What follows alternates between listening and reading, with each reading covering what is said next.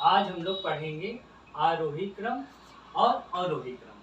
आरोही क्रम को इंग्लिश में हम कहते हैं असेंडिंग ऑर्डर और अवरोही क्रम को कहते हैं इंग्लिश में डिसेंडिंग ऑर्डर। आरोही क्रम हमारा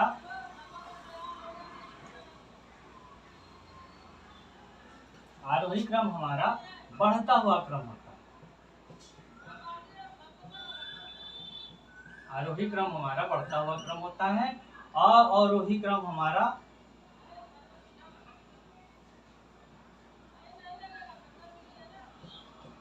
घटता हुआ क्रम होता है। आरोही क्रम यानी कि 1 2 3 4 5 इस क्रम में हम सीधी गिनती गिनते हैं तो उसको हम आरोही क्रम मान लेते हैं और उल्टी गिनती हम गिनेंगे अगर 5 4 3 2 1 ये हमारा अवरोही क्रम हो जाएगा। ठीक है। अवरोही क्रम मतलब होता है बढ़ता हुआ क्रम। आरोही क्रम मतलब बढ़ता हुआ क्रम। अवरोही क्रम मतलब घटता हुआ क्रम। तो हम एक सवाल देखेंगे। हमारे पास ये संख्याएं दी हुई हैं।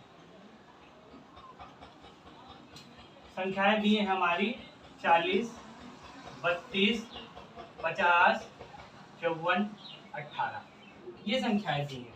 पहले इससे हम आरोही क्रम में लिखते हैं, फिर उसके बाद अवरोही क्रम में लिखते हैं। आरोही क्रम में जब हम इसको रखेंगे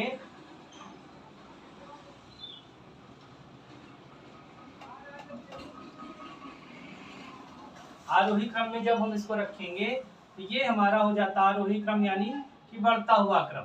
तो सबसे बड़ी यानी सबसे छोटी संख्या ढूंढेंगे। तो सबसे छोटी संख्या हमारी हो गई 18। 18 है। 18 के बाद हमारा क्या आएगा? 18 के बाद हमारा आएगा 32। 32 के बाद आएगा 40। 40 के बाद आएगा 50। उसके बाद आएगा 54।